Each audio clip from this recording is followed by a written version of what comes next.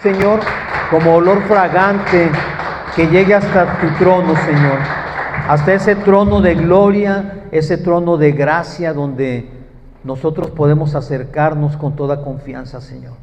Gracias, Señor Jesucristo, por ser nuestro Salvador. Gracias por ser nuestro Dios. Gracias, Señor, porque solamente en ti podemos encontrar misericordia, paz, perdón de pecados y todo lo que nuestra alma, Señor, necesita. Gracias, Jesucristo. Gracias nuevamente. Señor, en este momento entregamos este servicio en tus manos y te pedimos que sea tu Espíritu Santo quien nos esté dirigiendo en todo momento, quien nos hable, quien nos convenza de verdad y de pecado, Señor. Señor, en el nombre de Jesucristo te damos gracias por tu presencia y te entregamos este tiempo pidiéndote, Señor, que la palabra que sea hablada el día de hoy sea palabra que provenga de tu corazón, Señor, del mismísimo corazón del Padre. Gracias, Jesucristo. Amén y amén. ¿Puedes tomar tu lugar? Bueno, pues bienvenidos nuevamente a esta su casa y bienvenidos también las personas que nos ven por medio de las redes. Bienvenidos. Hoy principalmente tenemos una palabra que bueno, el Señor me ha estado hablando estos días y más que una prédica, yo quisiera invitarte a un tiempo de meditación, ¿sí? De un tiempo donde nuestro corazón se prepare, nuestro corazón entienda lo importante de lo que sucedió pues hace más de 2000 años en estos tiempos, en este periodo, porque es el parteaguas que a nosotros nos permitió tener acceso al corazón del Padre, al lugar santísimo, al lugar donde solamente en aquellos tiempos podía entrar el sumo sacerdote, el lugar santísimo del tabernáculo. Hoy tú y yo tenemos acceso a ese lugar santísimo por Jesucristo. Entonces es importantísimo que nosotros entendamos esto y bueno, aquí en México, para las personas que nos ven en el extranjero, hay un dicho muy popular que se dice principalmente cuando alguien muere, se acostumbra a decir, el muerto al pozo y el vivo al gozo, ¿verdad? Y hoy el Señor me ha estado hablando acerca del pozo, pero no del pozo del que les acabo de mencionar, sino dice la palabra que nosotros estábamos sumidos, estábamos metidos en el pozo de la desesperación, ¿sí?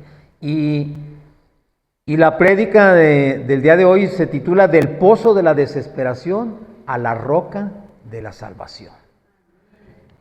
Esto,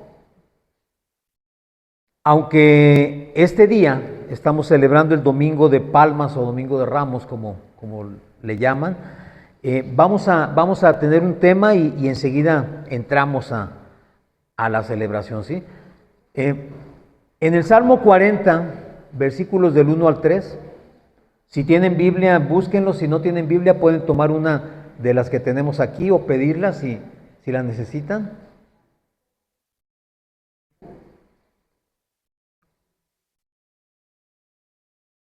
Salmo 40, versículos del 1 al 3. ¿Ya lo tienen? ¿Me dicen amén? Muy bien. Dice así, este salmo es un salmo de David y dice, pacientemente esperé a Jehová y se inclinó a mí y oyó mi clamor y me hizo sacar del pozo de la desesperación, del lodo cenagoso. Puso mis pies sobre peña y enderezó mis pasos. Puso luego en mi boca cántico nuevo, alabanza a nuestro Dios. Verán esto muchos y temerán y confiarán en Jehová. Estas últimas semanas hemos venido hablando acerca de las situaciones que vivimos día a día y de cómo incluso muchos de nosotros, por no decir que todos, Cuando llegamos a los pies del Señor, llegamos en situaciones realmente desesperadas, desesperantes, donde no teníamos salida, donde estábamos perdidos, donde no sabíamos a dónde caminar ni a quién recurrir, donde el mundo ya nos había cerrado todas las puertas y donde nosotros llegamos a pensar incluso que estábamos tocando fondo y que ya no había nada más para abajo. En mi caso, yo llegué hacia los pies del Señor también. Y fue un momento decisivo en mi vida porque ciertamente yo entendí que ya no había más para abajo. Yo no podía caer más. Y lo único que me restaba, gracias a Dios, era poner mi mirada en lo alto, hacia arriba. Ya no había abajo donde más llegar. Había tocado fondo, y yo sé que muchos de nosotros llegamos así a los pies del Señor. Por eso el salmista dice que él esperó en Jehová y el Señor inclinó su rostro, inclinó su oído y escuchó su clamor. Y luego dice que le hizo sacar del pozo de la desesperación. Imagínate tú estar metido en un pozo de desesperación. Quizás lo has vivido, quizás te ha tocado estar en esa situación, y si no, pues imagínatelo, porque en verdad estar metido en un pozo de donde sabes que no vas a poder salir, lo único que te genera es desesperación, porque nada más estás pensando en qué momento vas a terminar.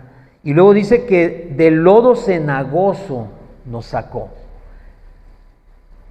Yo sé que cuando llueve se forman charcos y se hacen lodazales, y muchos de nosotros hemos tenido que pasar por ahí en mucho tiempo, en algunas ocasiones, perdón. Pero hay un lodo del que habla aquí, que es un lodo cenagoso. No sé si tú has alguna vez entrado a un estero o a un charco que tenga mucho tiempo, o sea, de esos que nunca se secan, y te metes a ese lodo, y es un lodo que se siente como pegajoso, donde no puedes ni caminar y donde tú sientes que cada vez te vas hundiendo más. No sé si alguna vez has estado en un lodazal así. A mí sí me ha tocado cuando de repente te metes en una presa, ¿no? Según tú a nadar y llegas a meterte a la presa, y a la mitad del camino ya traes lodo hasta la cintura y no puedes ni caminar. Ese tipo de lodo es un lodo que se pega y que te impide moverte. Y dice el salmista que de ese lodo lo sacó el Señor. Y no solamente lo sacó, sino que lo puso y nos puso a nosotros sobre la peña, sobre roca firme. Nos está hablando aquí de que el Señor nos ha sacado de esa situación y hoy nos ha puesto de pie sobre la roca, que es Jesucristo. Amén. Y no solamente allí termina, dice que además puso cántico nuevo en nosotros. Cuando tú llegas a este lugar y empezamos a alabar al Señor, eso es lo que estamos haciendo. Ese cántico nuevo. Antes cantábamos tristeza, cantábamos desesperación, cantábamos traición, cantábamos cosas, no sé si se acuerdan, pero cuando cantábamos la música del mundo, lo único que habla esa música es de sufrimiento, de desesperación, de engaños, de tantas y tantas cosas, y antes cantábamos eso. Sin embargo, hoy Dios ha puesto en nuestros labios un canto nuevo. Hoy nos gozamos cantando y alabando al Señor. ¿Sí estás de acuerdo conmigo? Sí, ¿verdad? Entonces, cuando nosotros entendemos esto, podemos estar confiados y seguros de que hemos encontrado el camino para nuestra salvación, y de que el Señor nos ha sacado de esa situación donde nosotros mismos muchas veces nos metimos, y nos ha puesto donde Él quiere que estemos, porque Él tiene para nosotros, para cada uno de nosotros, un propósito específico. Y cuando el Señor te saca de donde estás, es porque a partir de ese momento Él dice: ya estuvo bien de estar pasando por esto, y es tu hora de comenzar a caminar. Amén.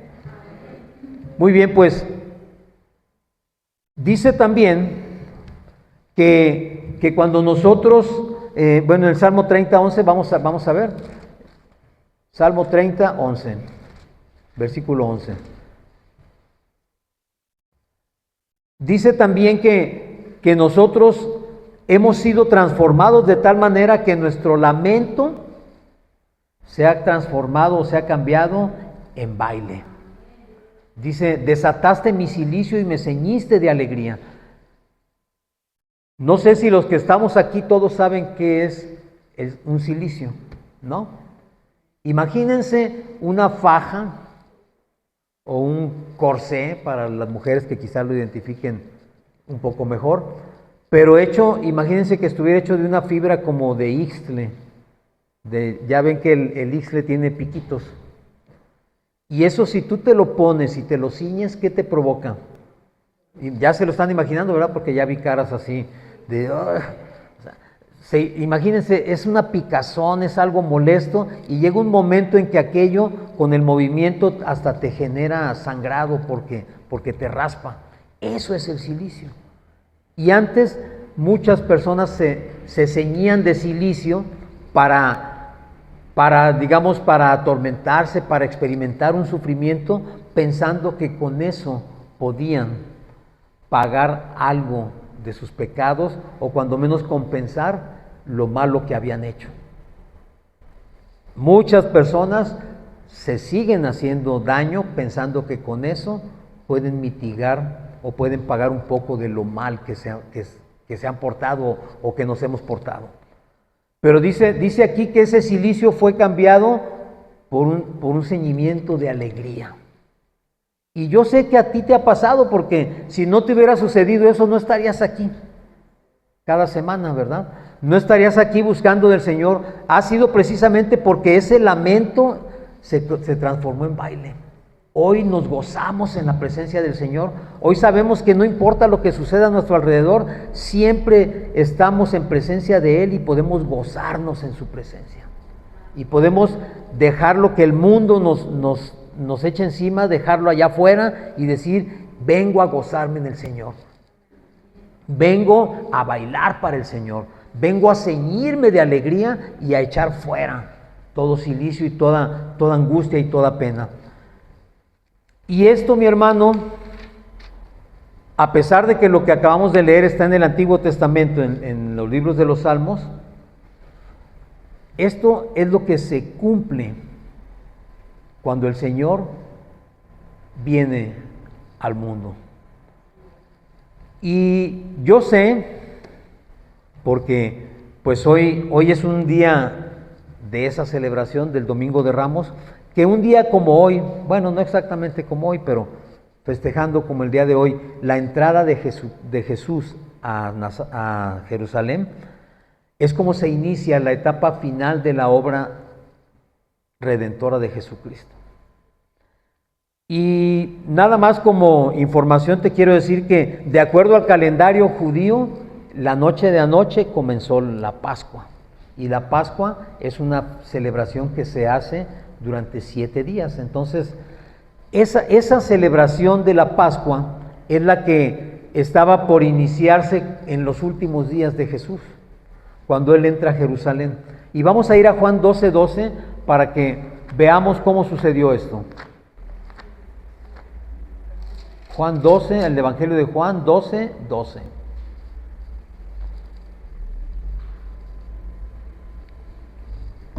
Y nos habla aquí, dice en el título, la entrada triunfal en Jerusalén. ¿Por qué fue una entrada triunfal la de Jesucristo?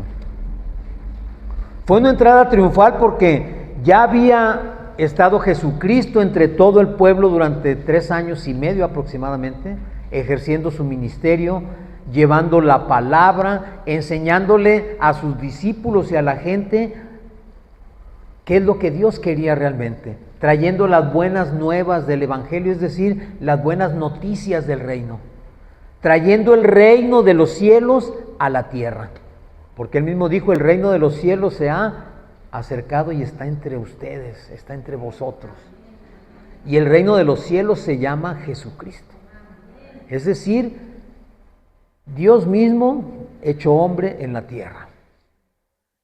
Y cuando suceden estos hechos, es porque él ya había estado 3 años y medio y la gente le conocía.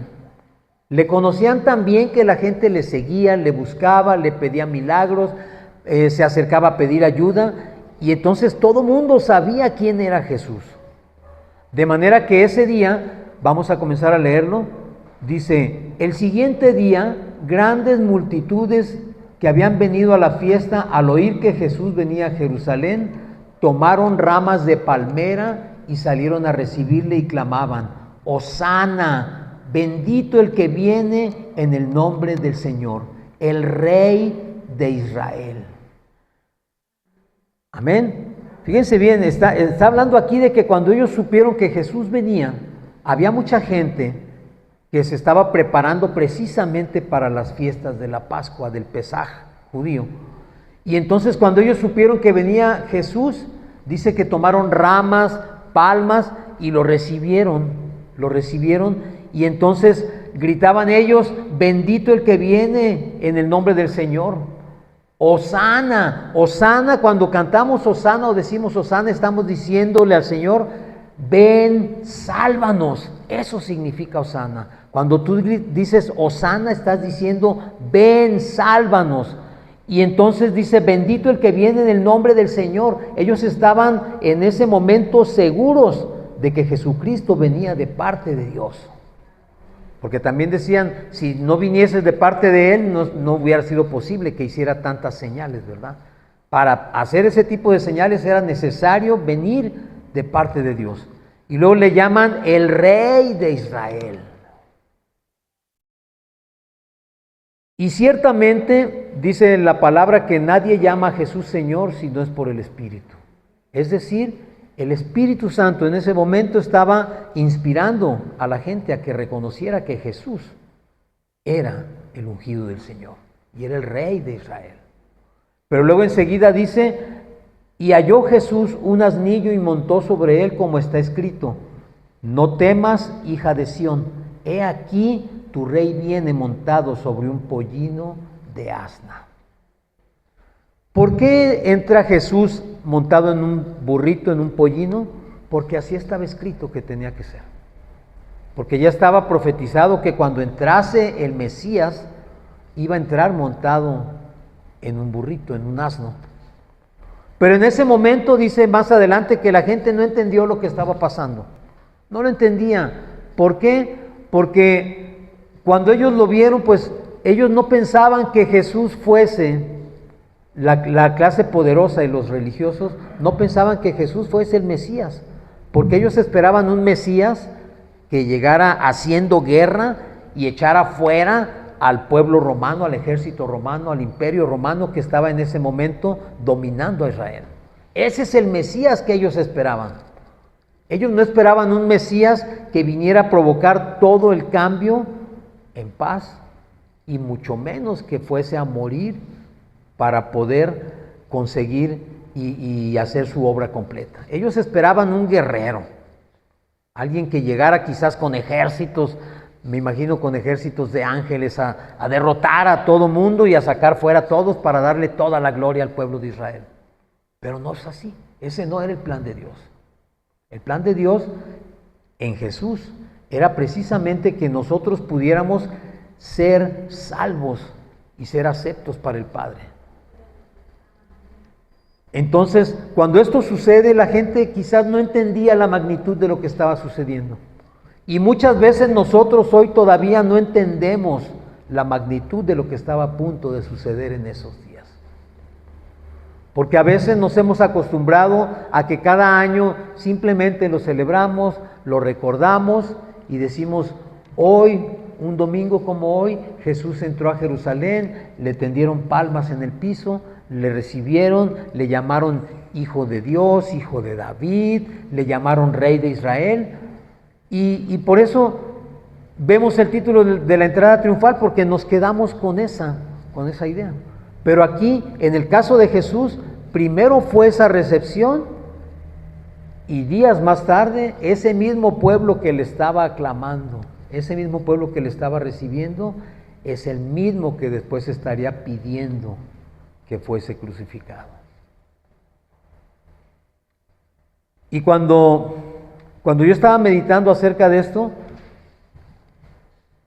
estuve pensando también en cuántas veces tú y yo hacemos o hemos hecho o hicimos lo mismo. Le recibimos con gusto, nos hizo un milagro, nos cambió la vida, nos cambió las situaciones y estamos gustosos de lo que sucedió. Y le decimos, ven Señor, lléname, úsame. Y a los días o al tiempo muchas veces se nos olvida lo que el Señor hizo con nosotros. Y vaya que yo a lo largo de mi vida cristiana me ha tocado ver milagros portentosos del Señor. Y muchas veces esas personas que han recibido esos milagros, después ya no se paran por la iglesia. Al principio sí, porque pues están de alguna manera conmovidos, hay emociones, hay gratitud hasta cierto punto, pero después como que se va diluyendo y se olvida. ¿Por qué? Porque precisamente es lo mismo que sucedió en el pasaje que acabamos de leer. La gente estaba exaltada, la gente estaba emocionada y decían, Hosana, Hosana al Hijo de David. Bienvenido sea, Señor. Y le pusieron la alfombra de palmas y de ramas. Pero después se les olvidó. Después se les olvidó que a quien habían recibido era precisamente al Rey de Israel, al Mesías prometido por Dios. ¿Se les olvidó? Y sobre de ellos cayó la emoción de decir o de creer en un momento dado en el engaño de que era un farsante y ellos mismos lo sentenciaron. Ciertamente eso estaba escrito, pero nos habla de la manera en que nuestro corazón muchas veces recibe al Señor y después lo olvida, lo guarda en el cajón de su cómoda y entonces se nos hace muy fácil ya dejar de asistir, dejar de buscar la palabra de Dios y hacer una vida, digamos, por llamarla de alguna manera normal, sin el Señor, porque así era normal antes para nosotros. Cuando Jesús entra allí a Jerusalén, entra precisamente en esa posición y después dice la palabra que después se dirige al templo. Y en el templo también comienza él a trabajar, por decirlo de alguna manera. ¿Y qué es lo primero que hace? Dice que llega y corre a todos los mercaderes y a todo lo que estaba allí. Y les llama ladrones, les llama víboras, los corre y dice, ustedes han pervertido, han echado a perder, están profanando la casa de mi Padre. Y a veces también nos quedamos con esa imagen nada más de que con un lazo, con un látigo, los corrió a todos. Pero ¿sabes qué hace el Señor cuando llega a nuestras vidas? Eso mismo que hizo en el templo de Jerusalén, hace en nosotros, porque te recuerdo que tú y yo somos templo del Espíritu Santo. Y lo que hace el Señor es echar fuera todo lo que nos sirve, todo lo que está estorbando y todo lo que está impidiendo que la presencia de Dios esté en nuestras vidas. Y nosotros a veces no somos conscientes de eso y nos cuesta. Yo me imagino en aquel tiempo aquellos mercaderes que estaban comerciando precisamente, vendían muchas cosas, vendían las víctimas para el sacrificio, intercambiaban monedas, o sea, aquello era un mercado totalmente. La casa de Dios se había convertido en un mercado. Y muchas veces la casa de Dios, el templo de Dios que somos nosotros, también nos hemos convertido en un mercado. Aceptamos lo que venga, como venga, de quien venga. ¿Sí? Al final de cuentas, pues no pasa nada, ¿no? Al final de cuentas, a veces pensamos que no sucede nada, que todo es normal. Y muchas veces también eso sucede no solamente en nuestras personas, sino incluso en las iglesias. Las iglesias se llegan a convertir como en un centro de espectáculos y se llegan a convertir en un negocio para muchas personas. Pero el Señor dice, fuera de aquí, ladrones. La casa de mi Padre será llamada casa de oración. Y Jesús no está de acuerdo en que esas cosas sucedan, pero nosotros muchas veces las estamos permitiendo en nuestra vida. Y cuando las permitimos, necesariamente el Señor llega y echa fuera todo lo que nos estorba. Llámense amistades, llámense muchas veces trabajo, dinero, lo que sea, cualquier cosa que esté estorbando y que esté pervirtiendo el templo de Dios que eres tú, Dios, el Señor, lo echa fuera. Porque así necesita ser, así tiene que ser, así tiene que suceder para que el templo del Espíritu Santo sea un templo conforme al corazón de Dios. Para que el Espíritu Santo pueda habitar y manifestarse en tu persona y en mi persona. Porque de otra manera no se puede. Yo he conocido gente que tiene muchos años de cristiano y sigue igual como si nada hubiera pasado. Pero también me ha tocado conocer gente a las cuales el Señor desde el primer minuto, los toca, los limpia y esa persona comienza a cambiar desde ese mismísimo día.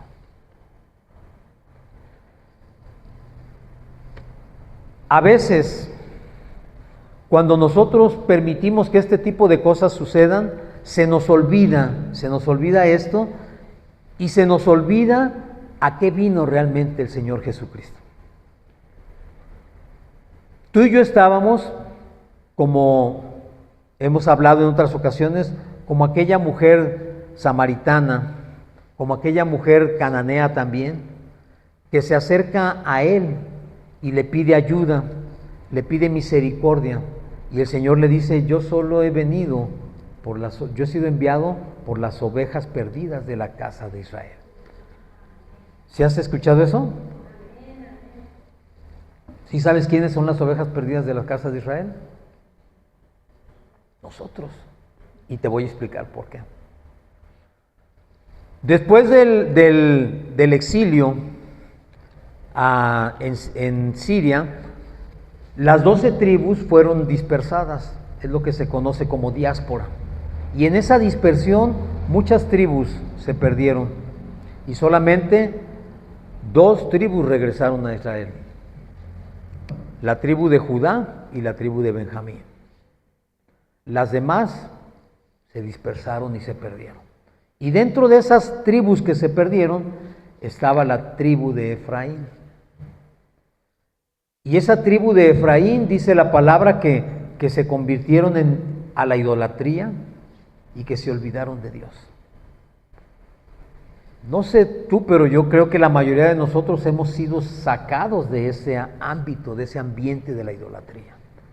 Nosotros pertenecemos a esa tribu perdida de Efraín.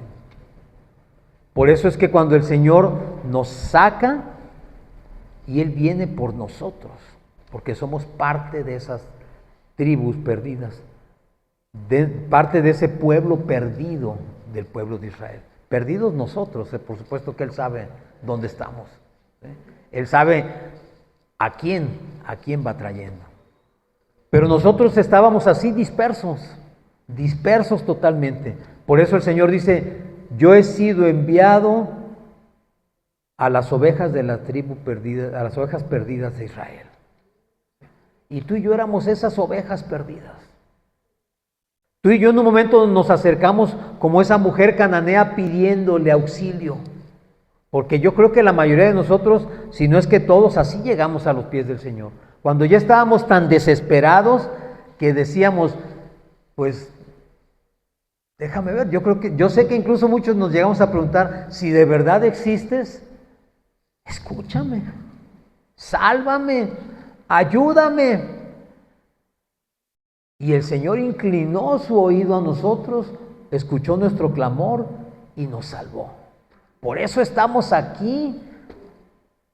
Por eso estamos aquí.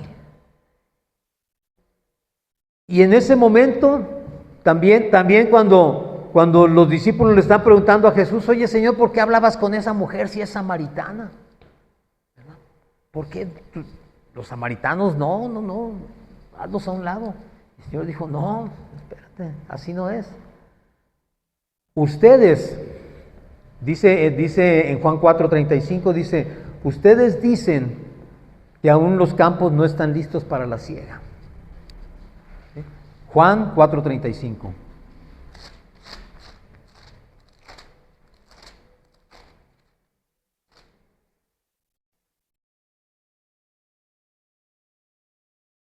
Dice, ¿no dicen ustedes, aún faltan 4 meses para que llegue la siega? He aquí os digo, alcen sus ojos y miren los campos porque ya están blancos para la siega. Y el que siega recibe salario y recoge fruto para vida eterna, para que el que siembra goce juntamente con el que siega. ¿Quién es el que está sembrando? Jesús. ¿Quién es el que va a segar o a recoger? Nosotros. Y dice aquí que nosotros tenemos que ver que el tiempo ya llegó. Y cuando Jesús estaba entrando a Jerusalén es porque el tiempo había llegado. Porque su hora había llegado. Porque todo lo que el Padre planeó en la eternidad y puso sobre la persona de Jesús, todo ese proceso estaba a punto de culminar. El tiempo había llegado. Así como para ti y para mí hubo un tiempo en que llegó nuestra salvación. Pero hoy te digo también, ¿qué esperas? ¿Vas a esperar a que según tú el tiempo esté propicio para hacer lo que tenemos que hacer? Como Jesús lo dijo en ese momento a sus discípulos, yo te lo recuerdo hoy, levanta tu vista y mira, el campo está blanco. Allá afuera hay millones de personas que no conocen del Señor. Están listos para recibir la palabra. Pero a veces nosotros nos detenemos porque no queremos dar ese paso. A veces pensamos que nuestro tiempo, el personal, no ha llegado. Pero el Señor te dice, tu tiempo ya llegó. Tu tiempo es hoy. Así como Él sabía que iba a entrar un día a Jerusalén para iniciar el fin de su obra, Él sabía que el tiempo había llegado. Y Él sabía que iba a ser recibido así como rey con palmas. Y sabía que días después iba a ser señalado, juzgado y sentenciado a la cruz. Pero Él sabía todo eso y Él estaba seguro, Él estaba confiado porque sabía lo que venía después. De manera que, dice el Salmo 126, en los versículos 5 y 6, dice, el que siembra con lágrimas, con regocijo segará. Perdón, los llevo muy rápido, ¿verdad? Salmo 126, versículos 5 y 6.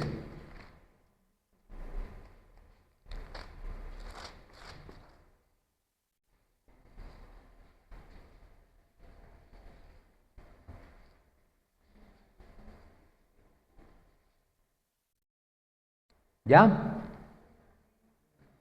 Dice, los que sembraron con lágrimas, con regocijo segarán. Irá andando y llorando el que lleva la preciosa semilla, mas volverá a venir con regocijo, trayendo sus gavillas.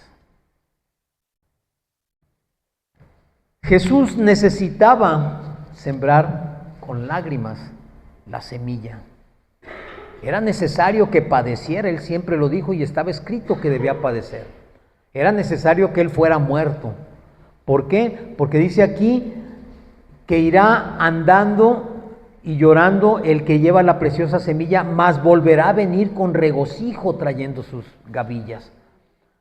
Jesús tenía que pasar por todo eso. Jesús tenía que ser sentenciado, tenía que ser muerto y debía resucitar y subir al cielo. ¿Para qué? Para en su segunda venida, dice aquí que Él vendrá con regocijo trayendo sus gavillas. En la segunda venida el Señor vendrá como rey. Ya no vendrá a padecer, ya no vendrá a ser crucificado, ya no vendrá a convencer a nadie, porque todo mundo debe estar convencido ya. Él viene a reinar y viene a recoger sus ovejas. esas ovejas perdidas de la casa de Israel que vino a buscar en su primer venida, esas ovejas que somos nosotros también, vamos a ser llamadas cuando Él venga por segunda vez a reinar. Y eso es lo que nosotros tenemos que esperar. Y entonces esa venida dice que será también con regocijo, porque Él va a venir y sabemos que se van a celebrar las bodas del Cordero. De manera que será fiesta, sí, para muchos será fiesta, para otros será también tiempo de lloro, porque todo aquel que no creyó va a tener que pasar por otra situación diferente. Pero los que hemos creído y nos hemos mantenido, seremos llamados y seremos invitados a esas bodas, a las bodas del Cordero. De manera que Jesús sabía todo lo que venía después. Por eso aceptó su posición y aceptó el propósito que Dios había puesto en él. Él sabía cuál era su propósito y lo que tenía que hacer. Y lo hizo perfectamente consciente y perfectamente sabiendo lo que iba a pasar. Todo lo que iba a sufrir, todo lo que le iba a suceder, porque Él sabía que ese era el precio que se debía pagar por nosotros. Él jamás rehusó pagarlo. Entonces, cuando hablamos de un domingo como hoy, un domingo donde Jesús entra triunfal, ciertamente nos gozamos porque tú y yo sabemos que el que está entrando a Jerusalén es en verdad el Mesías prometido. Es el Rey de Reyes, es el Hijo de Dios. Es la promesa hecha carne y la promesa hecha realidad. Nosotros ahora somos testigos de que eso es cierto. Pero mucha gente lo hace solamente como una tradición. Tú y yo debemos entender que es el paso para iniciar la obra final de Jesucristo. Entonces, no es cualquier cosa que Jesús haya entrado como un día como hoy, perdón. ¿Sí? Dice también la palabra que en la segunda carta a los Corintios, capítulo 7, versículo 9,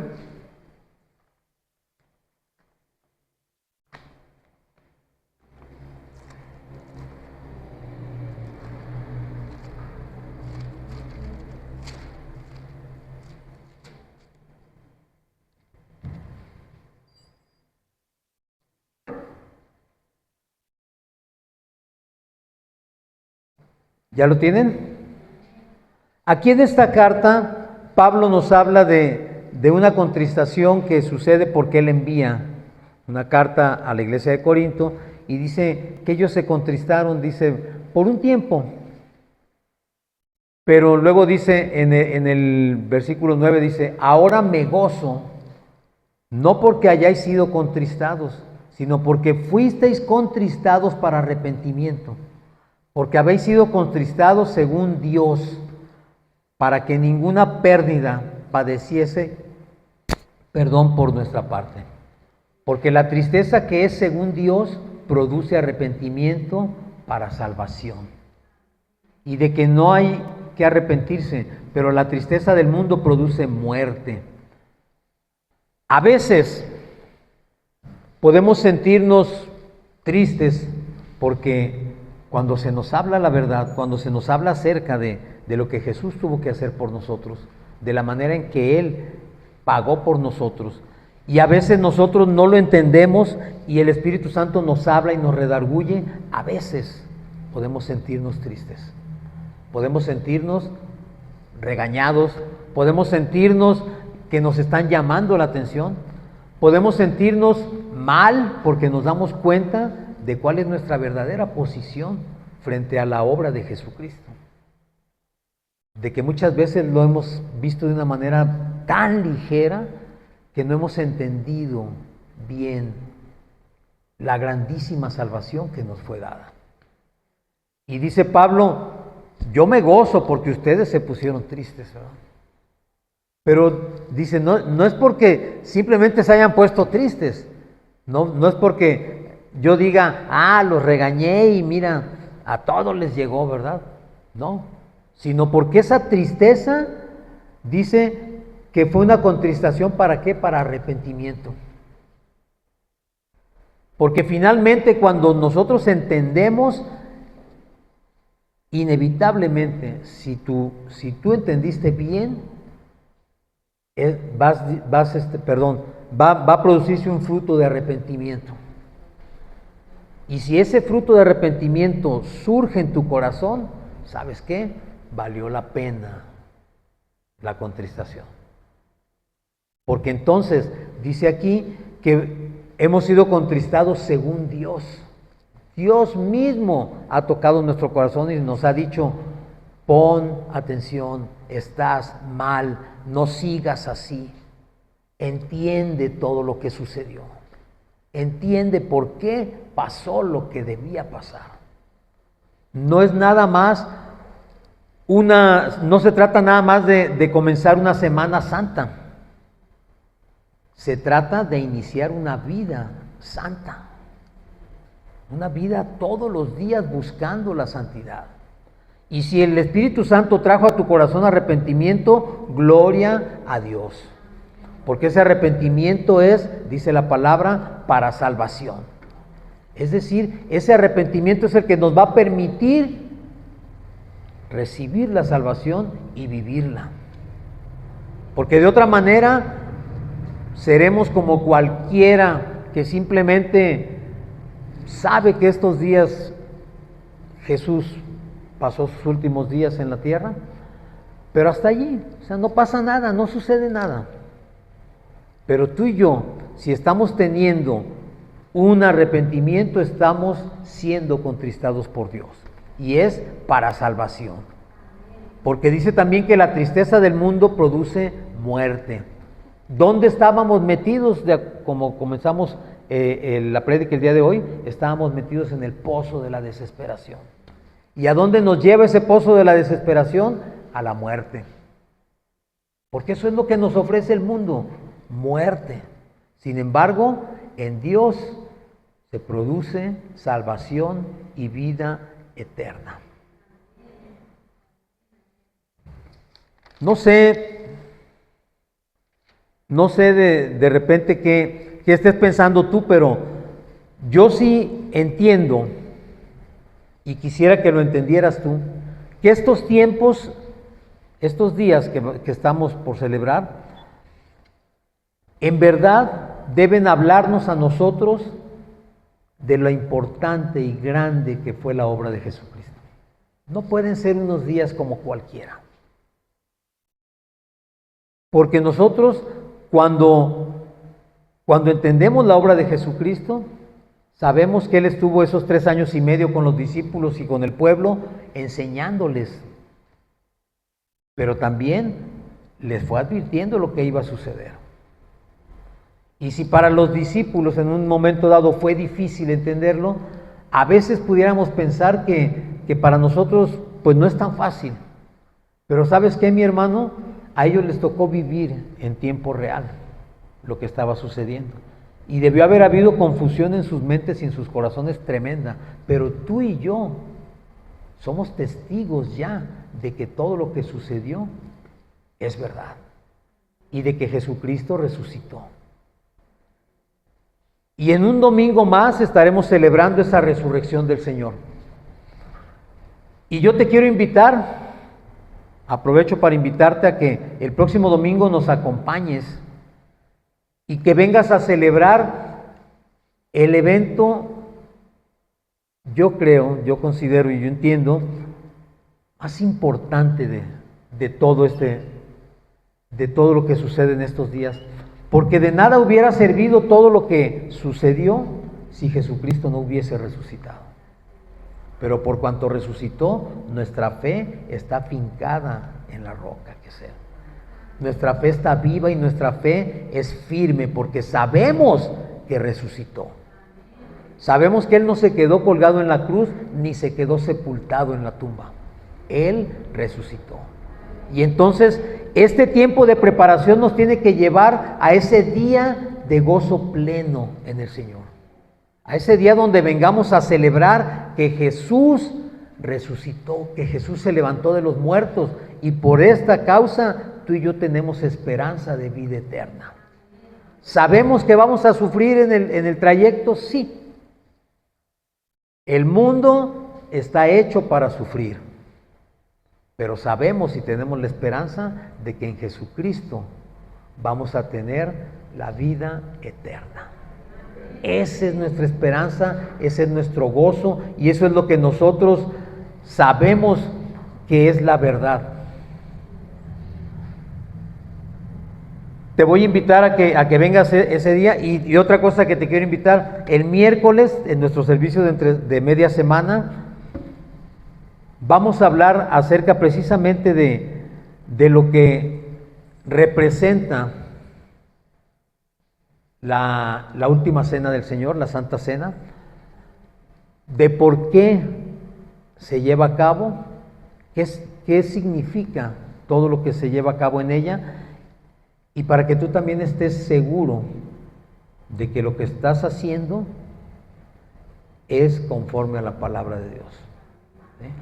Y que entiendas por qué también Jesús reunió a sus discípulos para esa cena.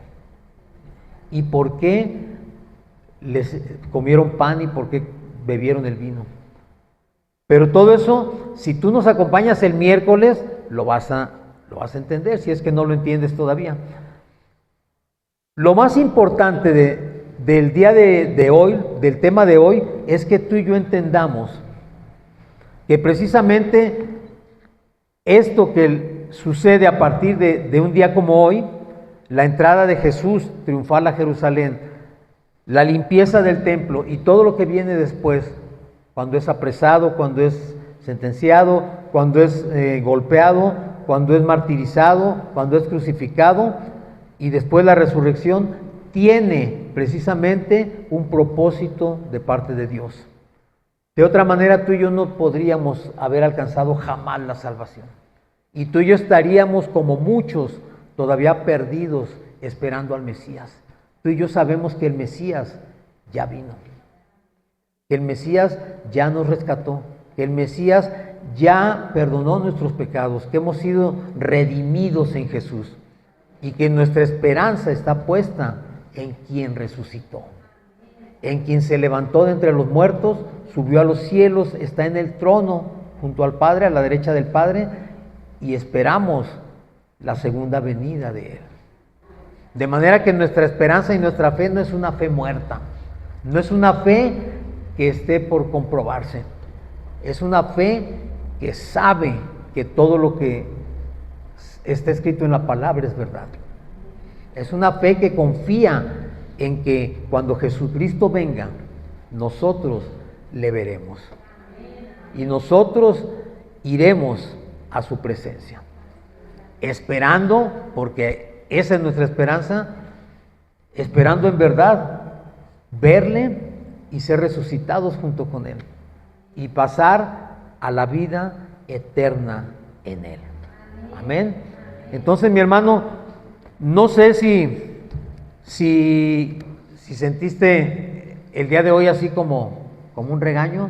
No lo fue, porque como leímos, necesitamos a veces ser contristados, porque es la única manera en que nuestro corazón entiende y dice, sí es verdad. Necesitamos a veces ese tipo de situaciones para poder entender que es necesario arrepentirnos y recibir el perdón de Jesucristo. Es necesario que nosotros entendamos que a pesar de las situaciones, aunque a veces sean muy difíciles, siempre está la esperanza de que ese llanto va a ser cambiado por gozo, de que esa tristeza va a ser cambiada en baile, y de que así como quizás en un momento dado estuvimos sufriendo o estamos sufriendo, un día estaremos disfrutando en la presencia del Señor. Pero mientras eso sucede, sabemos y tenemos la confianza también de que podemos gozarnos el día de hoy en la alabanza, de que podemos gozarnos el día de hoy en la esperanza, y de que podemos nosotros saber que si yo he recibido al Señor, que si yo he recibido perdón de pecados, que si yo fui hecho hijo de Dios, tengo la seguridad de que el Señor Jesucristo estará conmigo todos los días. Como dijo Él, hasta el fin del mundo. ¿Vamos a tener tristezas? Sí. ¿Vamos a tener problemas? Sí. Pero tenemos una esperanza que se llama Cristo Jesús.